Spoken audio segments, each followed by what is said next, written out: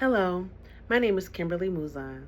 Today I will be discussing with you in my presentation the analysis of a case study of a merger and a manager. In this case study, we will explore the roles of the manager and the employees and discuss the challenges they faced, as well as discuss the possible strategies they could have used to transition smoothly during their merger. In this case study, it starts out by talking to the reader about a particular e-commerce marketing specialist whose name is Rebecca. She's been on the job for approximately 2 weeks, and part of the reason they hired her was to create a website analytical tool. And she's called into the office by the director, her name is Suzanne, where she discusses that due to this new merger, budget cuts are happening all throughout the organization, and her particular role in creating this website analytical tool is being affected by it. Rebecca knows a lot about the company in which she works for. The study kind of tells us that she was super excited about joining because she used their products, which was candles, and she was very familiar with it. And surprisingly enough, the company that they are merging with, Rebecca knows as well, but she knows them as a competitor. So she has a lot of concerns, and that raises a red flag to her. So when she speaks to Suzanne about this merger and they're discussing the budget cuts, she wants to inform her that, this new company that's merging is also a competitor. And she's kind of faced with a lot of resistance from Suzanne, like, no, it's not a competitor. And she just kind of like brushes that idea and concept off without really kind of explaining in detail to Rebecca, like more information about the company, or even kind of saying, setting the tone for what this merger looks like and what the expectations, because it's very obvious that with the merger and something like this going on, it's going to affect the employees. They're going to worry. And that's kind of like one of the things I want to talk about, that in chapter 2, we talk in the textbook, Organizational Communications Approaches and Processes. We talk about the machine metaphor, how employees feel like the company is working as a machine, like the parts and the components can be replaced, and everybody has a specific role. And if they take out your particular part, necessarily, the infrastructure may not hold, or it can be easily replaced. And so a lot of the employees there are kind of frantic, and they're worrying about that, especially Rebecca. She's noticing what we consider as the water cooler approach, which is that employees are gathered around and huddled in areas and kind of whispering and talking about what's going on, because there's not effective communication coming from upper management. And that was one of the things also in this study that I thought that could have been improved, is they didn't kind of get into any kind of structural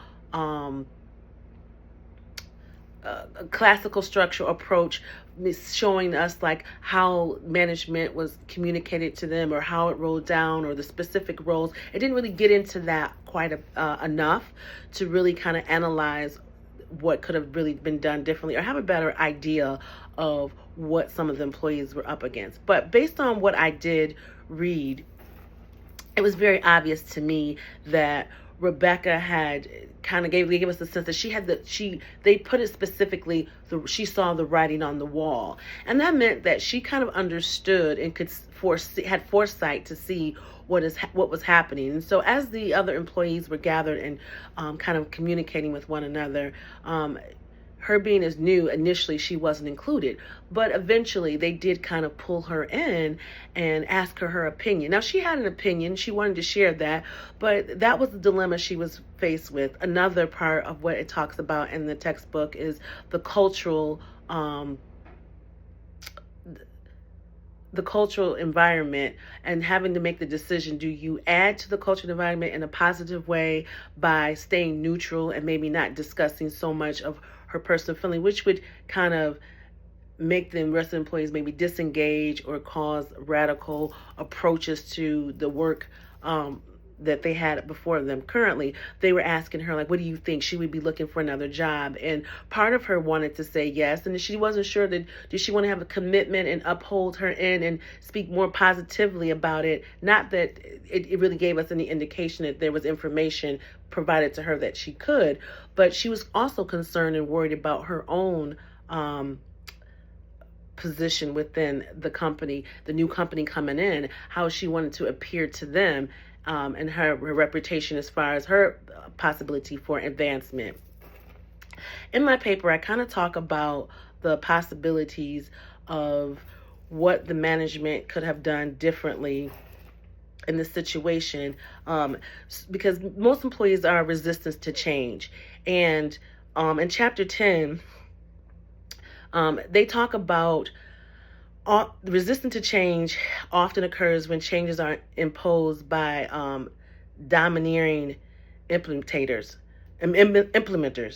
meaning like management is just kind of hammering down and saying this is what's happening, not really giving them enough information to feel comfortable about the change, not discussing or addressing their concerns, and just kind of like pushing it out upon the rest of the employees. That makes them want to have resistance to change, because when they don't understand, they don't know how it's really going to impact them. It makes it very difficult. But I did like in the study how she decided not to forecome with so much information to them. But I did like how she became a part of the culture, and she did feel embraced by the employees, that, like maybe there was an acceptance. I did like that, because that's something that you can relate to when you're new on a job. I think overall the case study did a good job of showcasing what realistically happens on a job when when employees are faced with change. In this case, it was a big merger, and obviously people are going to be questioning where their standing is. I think that the manager, the way they depicted the manager, also a lot of times managers are uncertain of their role, and if they don't have the support from upper management themselves, it makes it hard for them to, what we talked about also in our textbook, is how the communication flow. If it doesn't flow properly from top to bottom, you have a lot of discourse within the different levels, as far as employees and management. And we can definitely see that it doesn't appear that there was a good flow downward. And even when Rebecca tried to have a flow going upward to management, it didn't go as well. She was definitely brushed off.